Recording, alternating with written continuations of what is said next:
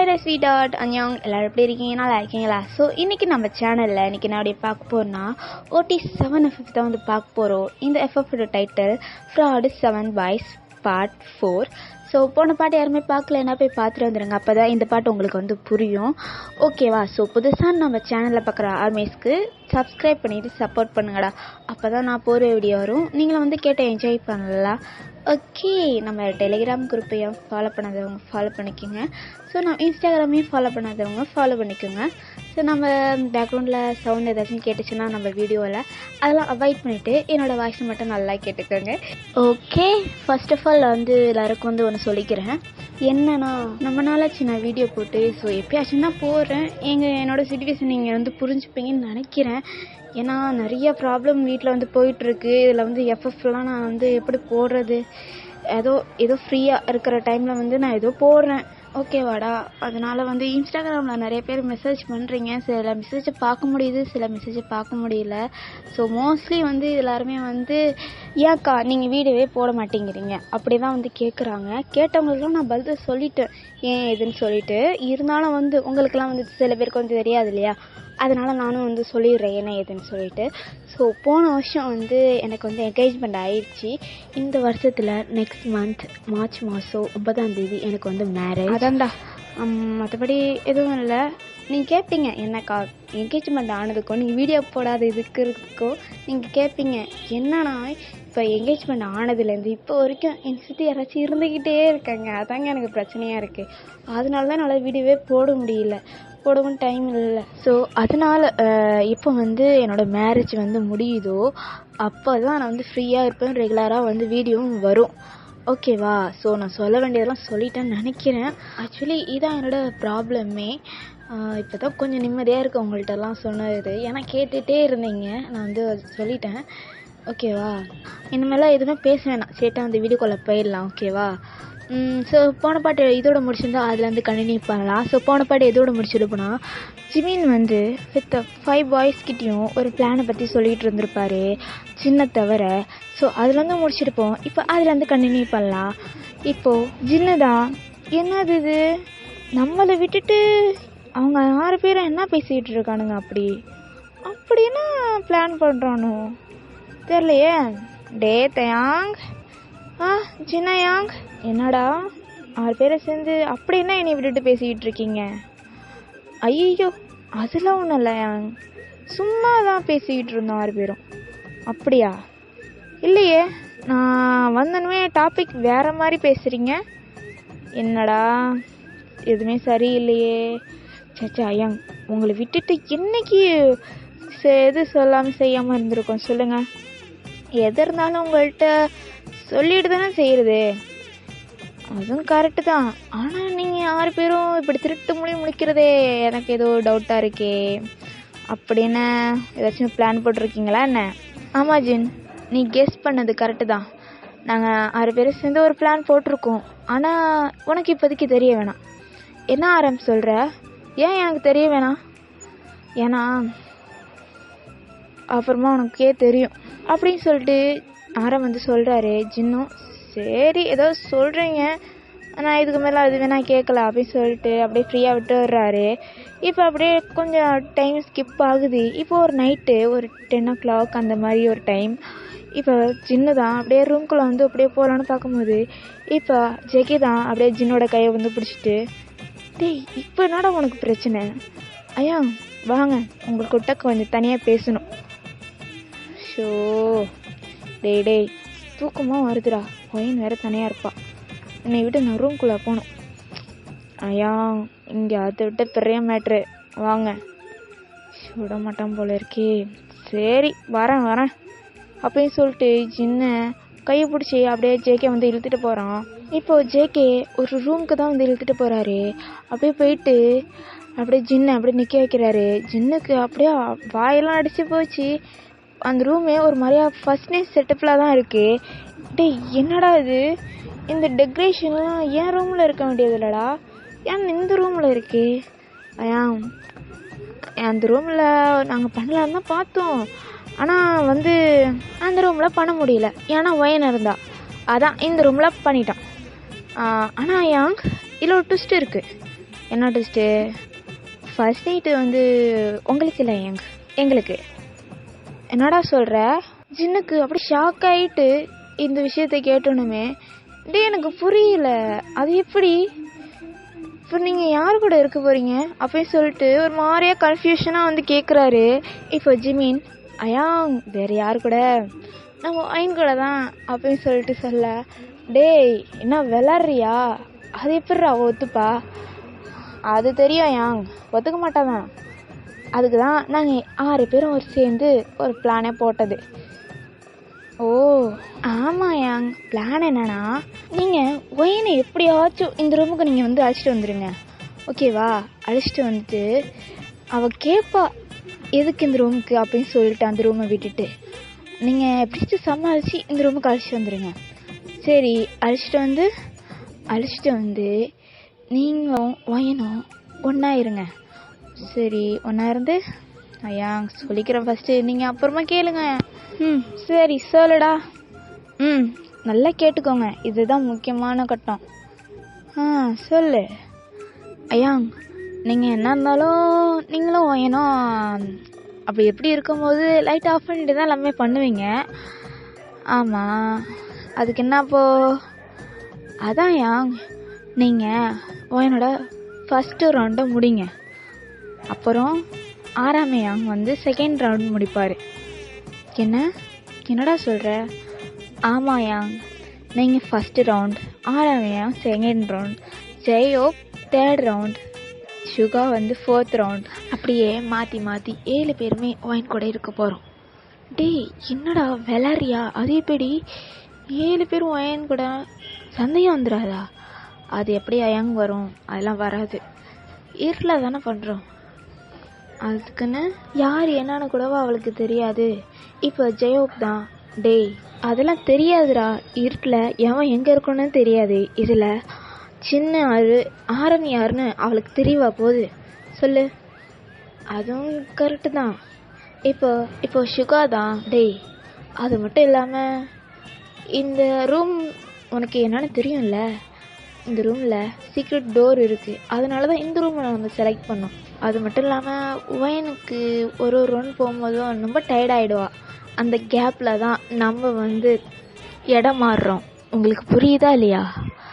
ஜின், நீ முடிச்சுட்டு secret door வழியா நீ அந்த ரூமுக்கு வந்துடு. நீ அந்த ரூமுக்கு வந்துட்டீங்கன்னா அடுத்தது ஆரம்பம். அதுக்கிட்டையும் ஒயன் டயர்டாகிடுவா தான், ஏன்னா ஒரு ரவுண்டுக்கே டயர்டாகிற ஆள் தான் அவள்.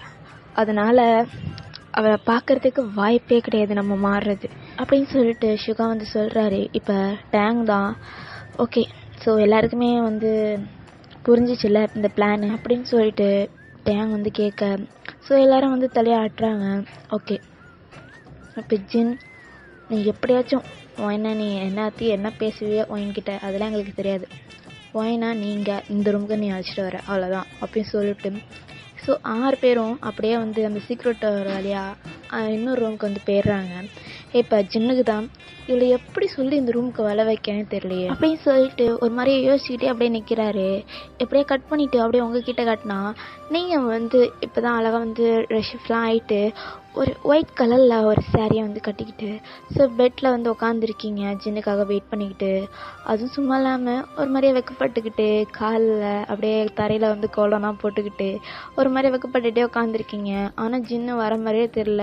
நீங்களும் எட்டி எட்டி கதவை பார்க்குறீங்க, ஆனால் ஜின்னு வர மாதிரியே தெரில. இப்போ நீங்கள் தான், சே மணி எத்தனை, கல்யாணம் ஆகி 2வது நாள், என் முந்தானி பிடிச்சிட்டே சுற்றுவார்னு பார்த்தா அவங்க தம்பி பின்னாடியே சுற்றுறாரு. அப்புறம் நான் எதுக்கு? சே இவ்வளோ அழகாக ரெடி ஆகிட்டு வந்து உட்காந்துருக்கான். இதெல்லாம் யாருக்காக? எல்லாமே ஜின்னுக்காக தானே.